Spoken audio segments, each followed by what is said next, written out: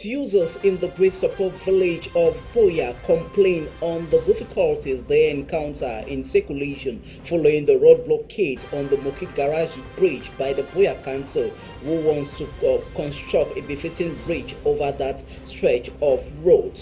Also, President Paul Biya, in a recent ordinance, has increased the state budget of Cameroon to 8%, sparking controversies among different structures of the Cameroonian society.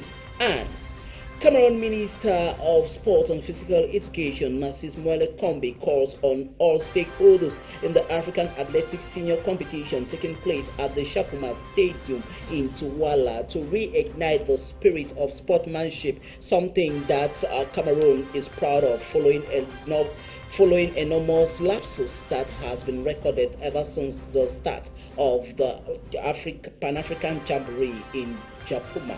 Those who are major stories. Good evening to you all. This is High Prime of Tuesday, the 25th of June 2024. We start off this newscast with a sad story from the Chang in the west region of Cameroon, where one of the public transport minibuses that left the town of Bamenda in the northwest region today has been involved in a ghastly road accident on the Chang Cliff. The tragedy that occurred today at exactly 4 p.m. according to eyewitnesses say is as a result of a brake failure as one of the buses belonging to the Mondial Voyage Traveling Agency suffered a breakdown in her bus, and later on the bus went down to the valley over there at the Chang Cliff. According to unconfirmed report, the death toll now stands at 15 persons, while some survivors have been evacuated to the Bafus and Referral Hospital and other health facilities all across the West region and beyond. And we move on to this other story. We take you now to the state's budget, where President Paul Biya has increased the state budget to 8%, according to the statesman of Cameroon, Paul Biya. This will go a long way to assist the country in realizing the various vision that she has been advocating for. But many economic pundits says this increase of the state budget as a way to strangle the common man who has been suffering following enormous inflation and enormous increase in different items and services that are being provided in Cameroon. We have a completion of that story with you, Cynthia Latte. President Paul Biya has revisited Cameroon's 2024 state budget, raising it by 533 billion francs CFA. This represents an 8% increase from 6,740.1 billion francs CFA to 7,278.1 billion francs CFA. The ordinance signed by the head of state to this effect on June 20 awaits parliamentarian approval. This is the 8th consecutive year Cameroon is increasing its budget revenue collection and adjusting its expenditure from 5,027 billion francs CFA in the previous finance law to over 5,608 billion francs CFA in the presidential order. Current expenditures increased by 581 billion francs CFA. State revenues also observe a surge of 45 billion francs CFA, leaving from 5,190.1 billion to 5,235.1 billion francs CFA. This includes an expected 35 billion francs CFA rise in tax revenue, reaching 4,203 billion francs CFA from previously projected 4,168.1 billion francs CFA. Cameroon further expects to slightly increase in domestic revenue to meet additional 533 billion francs CFA. The government plans to increase borrowing to fund this budget adjustment. It proposes an additional 488 billion francs CFA in loans and other financing, which makes up to 91.5% of the total budget increase. Most of this new debt will come from international and bilateral lenders. The ordinance also plans for an additional 240 francs CFA in program loans from multilateral lenders, increasing from 125.9 billion to 365.9 billion, while calling for a reduction in public securities usually issued domestically. The government looks forward to securing 467 billion francs CFA from private financiers. And we remain with the state of Cameroon, where in her recent government action, the state of Cameroon has decided to increase the cost of fiscal stamp required for the issuance of the national identity cards. The set price tag of the set stamp that stood at 2,800 CFA francs has now jumped up to 10,000 CFA francs following a presidential decree that was signed recently. The increase in ID card costs followed a pattern of similar government measures in her fiscal policy in the state. This has sparked significant worries to the common man as they see it as a way of suffocating them. Aisha Mbang completes the story for us. A recent hike in the cost of obtaining a national identification card in Cameroon has sparked significant dissent amongst citizens, with the government recently increasing the cost of the physical stamp required for national ID cards from 2,800 francs CFA to 10,000 francs CFA when added to necessary documents such as a certificate of nationality and physical stamps factored in. The total cost can rise to approximately 15,000 to 17,000 francs CFA, which is 1/3 of the country's minimum wage. Additionally, this increase in ID cards cost follows a pattern of similar government measures, such as the recent partnership between the National Delegation of National Security and a German firm to produce ID cards within 48 hours. This move is reminiscent of the increase in passport costs, which rose to 110,000 francs CFA to facilitate issuance within 2 days. Despite these measures, including a tax on mobile money services and increase in both passport and ID card fees, the government remains heavily indebted. These increases has further led to widespread public outcry and questions about the allocation of these funds. Many citizens are demanding greater transparency and accountability as for where money generated from these increased fees is being spent.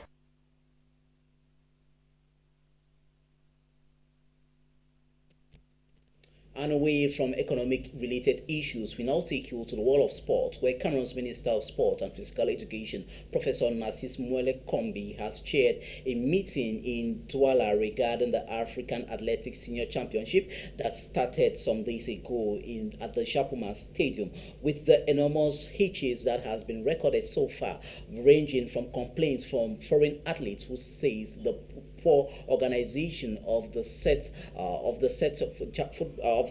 athletics jamboree was one that had a lot of lapses, like transport and logistics and other mishaps, and not forgetting the low turnout of spectators to watch the various athletes perform. In the meeting that he chaired, he called on all the sports stakeholders in the athletic world to make sure this ceased from happening and for the right thing to be done by all, as we have details in the upcoming reports.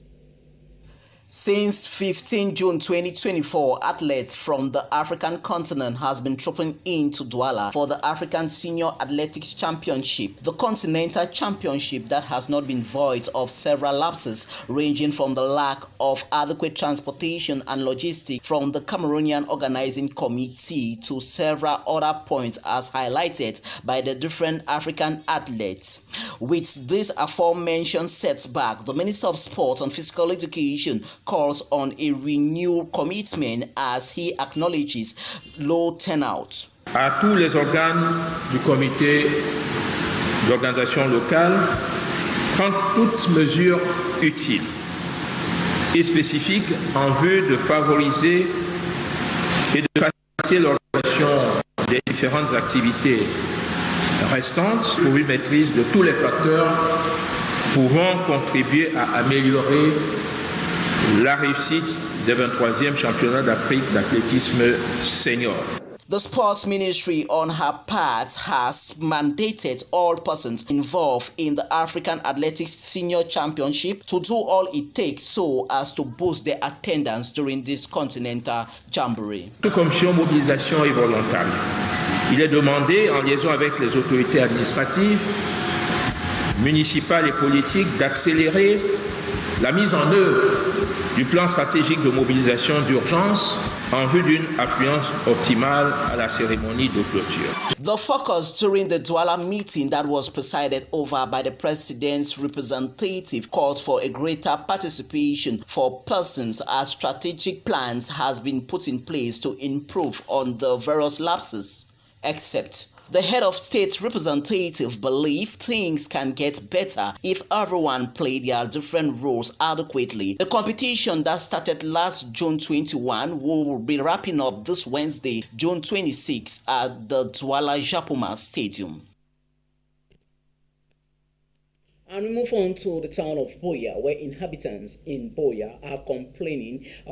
Inhabitants who are using the Great Support stretch of road are complaining on the narrow nature of the road that leads to the Great Support market, as a road diversion has taken place at Great Support village following the construction of a new bridge at the Moki garage by the Buea Council. This way, according to the council, it is a moment for the people of that stretch of road to have a free circulation of vehicles and commuters who are using that stretch, as the road for the past years has been a one-way drive. This, according to the local man, said it's having a negative toll on their daily life.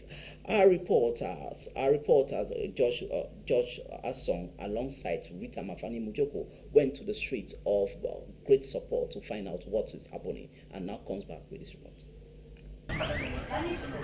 Following the new order from the Buea Council by the mayor, which states that the mobility of persons and the circulation of vehicles along the stretch of road from Moki Garage will be interrupted for a period of 6 months due to the reconstruction of the bridge, the stretch of road from Great Support Market to Palapala Field was selected for usage. This has, however, been received with mixed feelings by many persons in the markets and even the neighborhood.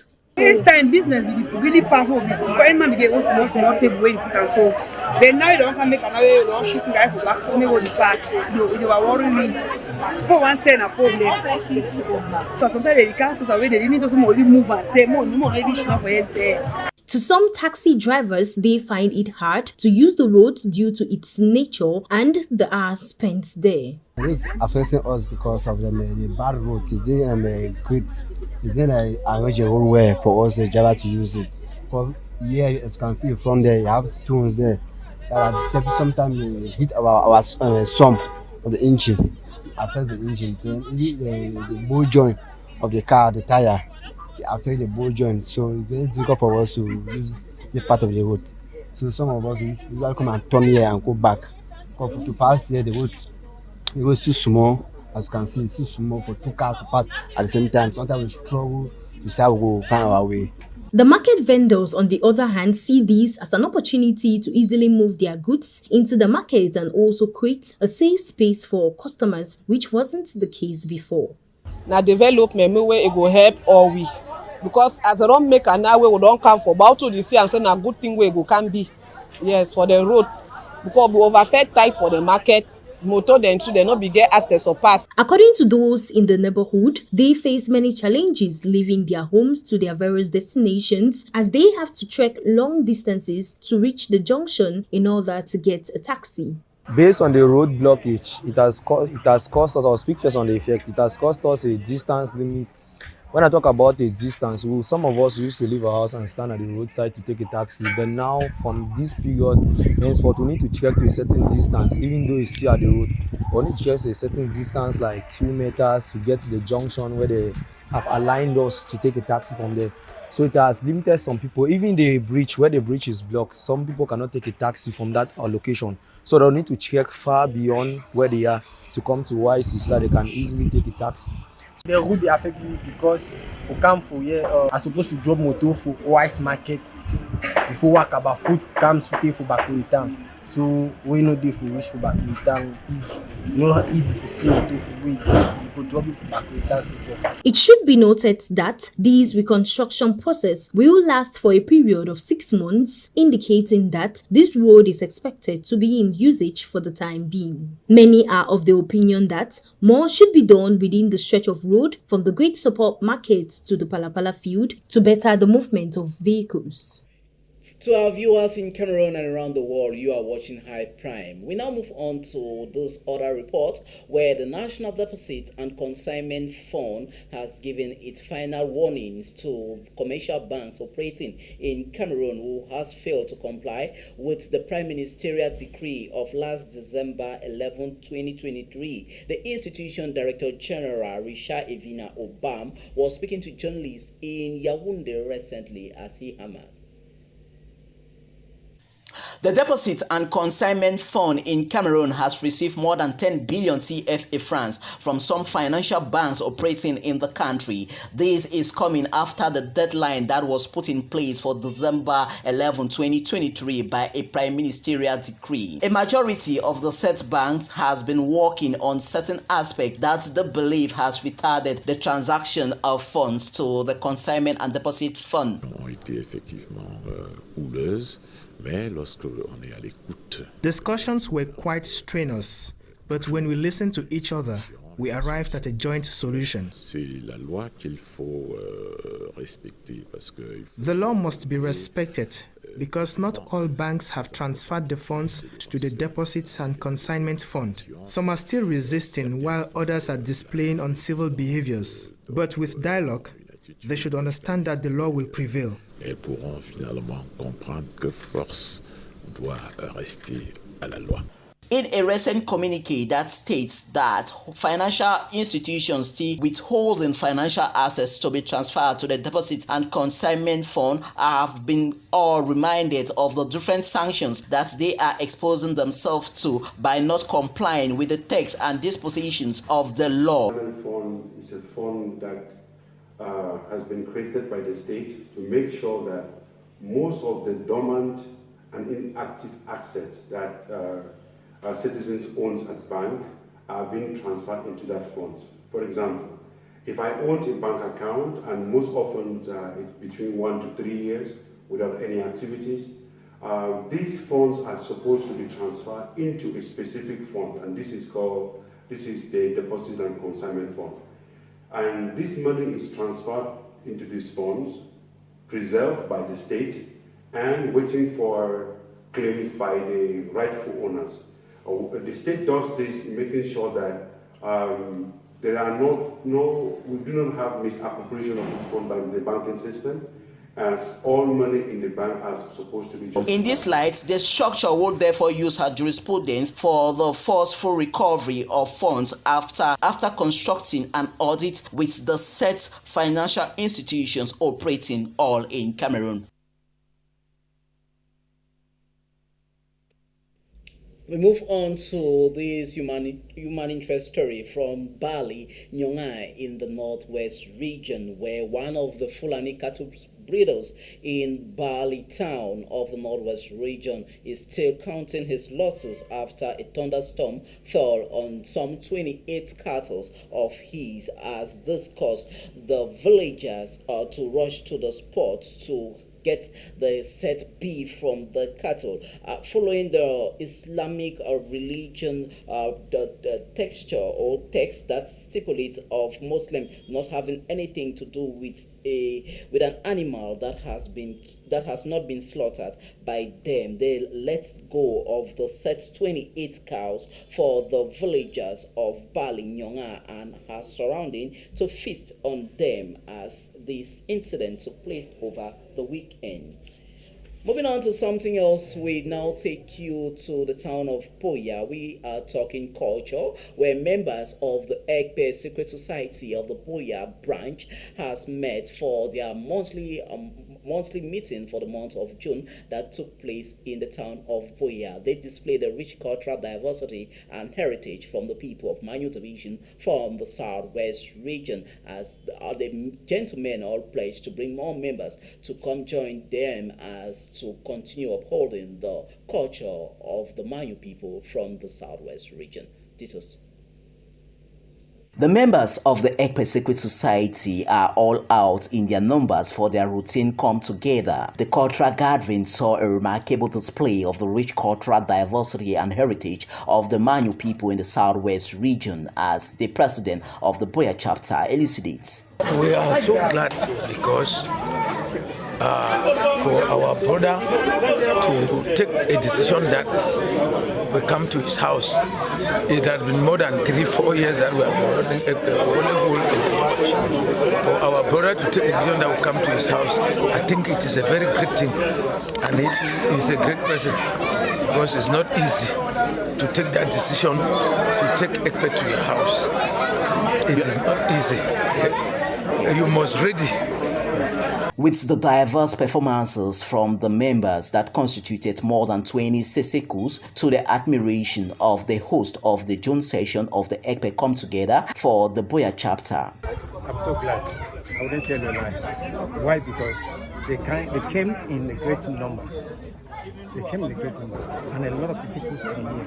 If you count the Sesekus that have more than 20, it is unheard of. So at least they have succeeded. You yourself know me very well. If I lay my hands on something, it must be done successfully. So I want to thank you so much as a team to assist us.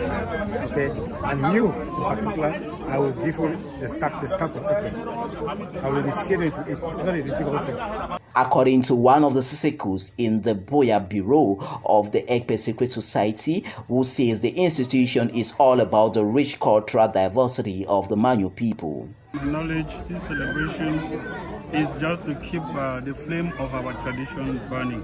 You know, Ekpe is one of those aspects of our tradition which is very, very important. If you see an Ekpe man, you don't need to ask where the person is from. You just know that that person must be from Manyu division. And our tradition is mostly oral. We hand it down from generation to generation. You saw us dancing, and you saw the kids dancing in front of us. By right, they don't have to be in front of us, but because we know that we have to hand down the tradition to them, we are incorporating them. They are not yet Ekpe members, but we want them to realize the importance of where they come from and the culture of their people. Ekpe is our tradition, and before the coming of the common law, Ekpe was used as the judiciary, the military wing of the village to maintain peace and order. And it has been handed down from generation to generation. And that is the reason why when we were dancing, you saw kids in front that were dancing with us, because we want to, they have not yet been initiated, but as time goes on, they will be initiated naturally. The Ekpe Cultural Secret Society shares similar attributes to the Caribbean people in the city of Calabar, the ethics scattered all across the cross rivers and river states of the Federal Republic of Nigeria. At the dawn of the June session of the Ekpe Secret Society in Buea, the various members have all pledged to redouble efforts to bring more members and others in order to uplift the cultural display and identity of the Manyu people.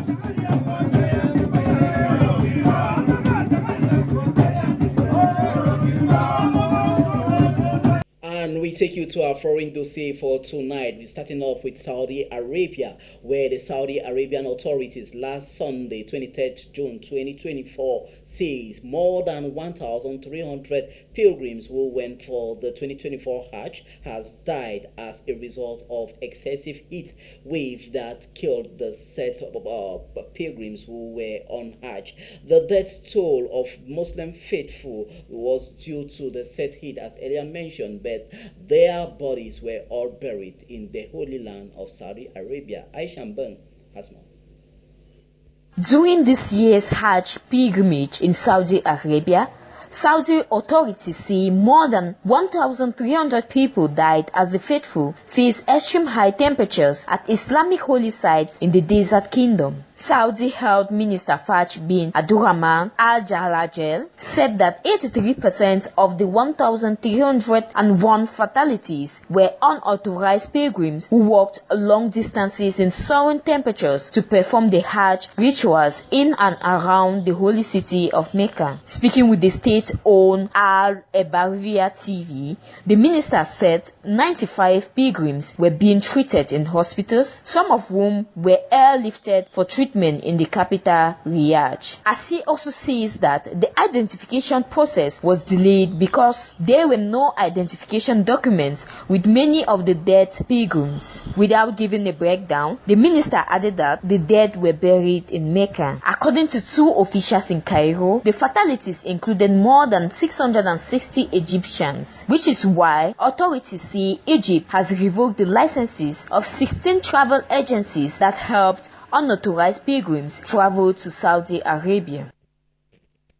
And from Saudi Arabia, we take you now to the East African nation of Kenya, where Kenyans today, this afternoon, took to the streets of Nairobi and other towns and cities in the East African nation to complain against the taxation system that have been put in place onto them by the administration of William Ruto, where they say the taxation system and high cost of living and hardship that, not forgetting inflation, that still persists in that part of Kenyatta is one that has caused them to go to the streets. They went further to go to the National Parliament, where they said part of the parliament are lights as protests as police and forces of law and order retaliated by firing tear gas, and some reports are saying live ammunition were fired on the protesters. But from now, we don't have official figures of casualties recorded, and the president of Kenya, William Ruto, hasn't said anything regarding this incident or this uprising that is unfolding in the East African nation of Kenya. With that report from Kenya, this is what concludes tonight's news package of iPrime of Tuesday, the 25th of June 2024. Thanks for watching, but do not move a muscle. At exactly 9 p.m. Onku this man will be here with the news in the Pidgin language. Stay tuned and stay blessed.